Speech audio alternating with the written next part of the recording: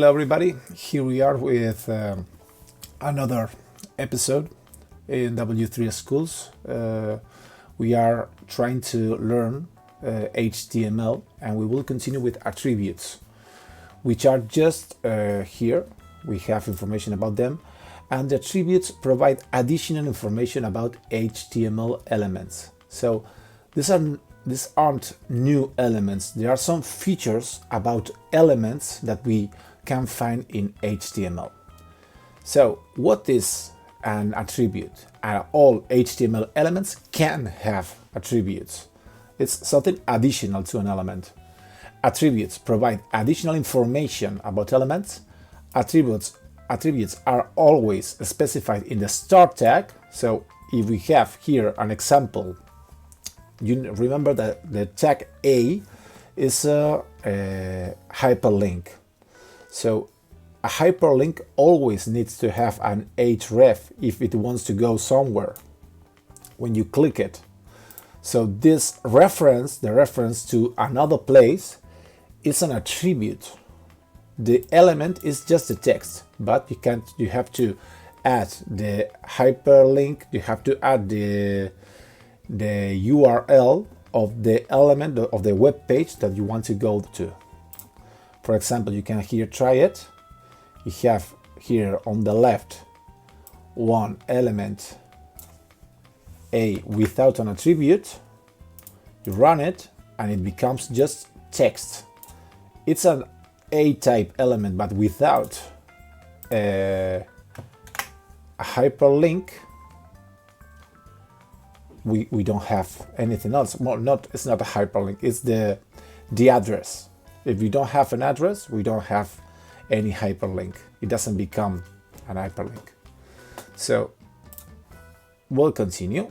We have much more attributes. If you remember, we talked about images in another video, and an image can have lots of attributes. One of them is source, which is the most important one. If you have an image, you need to know where it is, so you can reference to it. You can go there if you know where it is. So information about where is that image is the source, src. So in attribute, we have the attributes element, then equals, and between quotes, the attributes itself. After that, we can specify the width and the height of the image. For example, we can put an image much tinier, much smaller, for example, like this, and we have this little, smaller image. But if we don't specify any width or height, it will be the original size of the image. For example, like this. So attributes are not compulsory. Sometimes you can use them. There are some that without them an element has no sense. For example, an image without a source is not useful. And remember also that image is a very special element, because it has no ending tag, and it has no text inside. It just has information about where is the element, its height, its height, width, and some other information. Okay, so we'll continue. The source, we talked about this. Here you have information about the source attribute, and when you want to specify the source of an image, you can use absolute URL or relative URL. We recommend you to use always relative URLs, because if you want to take the whole website and put it in another place, if you use absolute URLs, you will have problems much easily, much more easily. So we will use relative URLs. Which are relative URLs? We put a little example in a previous video where you had this, for example, this index HTML file. We will open it up, and you can see that here in this web page, in this HTML, we have a heading, a paragraph, and here there is an image. This image has this attribute called images W3 schools. Why do we have this? Because next to index HTML, next to the element, we have a folder called images, and inside images we have w3schools.jpg. So if we open with a browser this file, we will see the image. And if we don't have the address right, for example, we can change the name or, well, put it as it was in another place. If we save it, we will open it up and we don't have any image. We have a little text called w3schools.com, but this is another attribute, and we will use this example to explain the next attribute, that is here, the alt attribute. Okay, do you see here? We have an image, a source, and alt is girl with a jacket. Okay, here is explained. The required alt attribute for the image specifies an alternate text for an image if the image for some reason cannot be displayed. If we don't find the image, there will be displayed a little sentence, and this sentence can be specified in the attribute alt. We will see this example. Here you have girl with a jacket is the name of this image. So if you change the name here, it won't, the source or this element, this photograph won't be added. So instead of the image, we will put this alternate text. We run it, and you see here that we have girl with a jacket. It's just in those cases, in those exceptions.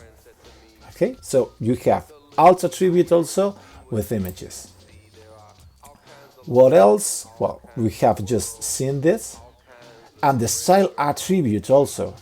Style attributes, we will see it. We will see it with an example. It's very easy. When you want to add some style, something different to a text, you can put it bold, italic, or something different. For example, here we can change the color. We can use the style attribute.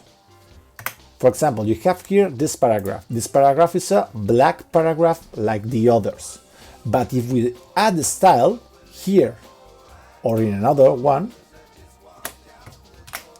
style color red, and we run it, these two paragraphs, the second and the third one, will become red paragraphs. Run them, and you can see that they have changed. So it's like the name of the attribute is a style, and then the value is color red. Okay. What else can we see here in this attribute page? Lang attribute. This attribute is very special. You can put it in the top, on the top of the HTML, and it adds a little bit of information, but this information is not very useful for us. It's, for example, for search engines. You can see this here, because it says this is meant to assist search engines and browsers. When you are, for example, in Google trying to find information about a topic, you can specify the language of the web pages that you want to search. So Google or another search engine tries to find web pages that have that attribute inside them. So you can see just here will be web pages in English or in Spanish or whatever. But I think that this is not very, very useful for us. But it's good to know that there is that possibility. And the title attribute, I like this attribute. Is very, very, very easy. It's like adding some extra information to a paragraph. For example, you will see that you have here the title attribute and this paragraph. If we put over the paragraph the mouse, you see here I'm a tooltip, and here on the top I'm a header. These two elements, these two black boxes with a little bit of information, appear when you put the mouse over them and you hold it for 2-3 seconds. So that is made with this attribute, title attribute. Here's the attribute and here's its value. I'm a header and I'm a tooltip. Those two titles are added to those two paragraphs. Okay? I'm a tooltip, yes, you can see it. And we can change them, of course. Here you can see this difference. Okay? What else? Yes, we have some other information. Is that, for example, we can use upper cases in the attributes, and they will work well. Title, run, and it's working. But any attribute, it's better to use lower cases. It's a recommendation. It's not compulsory, but we recommend to use this kind of lower cases to name the attributes. And I think that, yes, always the values, always quote attribute values. Sometimes we can not to quote the attributes values, but we recommend to put with quotes always the information, the values. Okay, so href, and the value is this website, but put it with quotes, quoted. Okay, so this will be bad without quotes. And we have here some examples. Single or double quotes, it doesn't matter. In some situations, when the attribute value itself contains double quotes, it is necessary to use single quotes. Yes, because, for example, we have this P and the title is John Shotgun Nelson. So if we have quotes inside quotes, we have to combine them. Put nest one quoted element inside another quoted element. So this shotgun word would be inside the whole title element. Okay, so this is it, and you have some exercises about attributes. I think that we have talked about everything we can learn in attributes. So we will continue with another part in the next video. See you.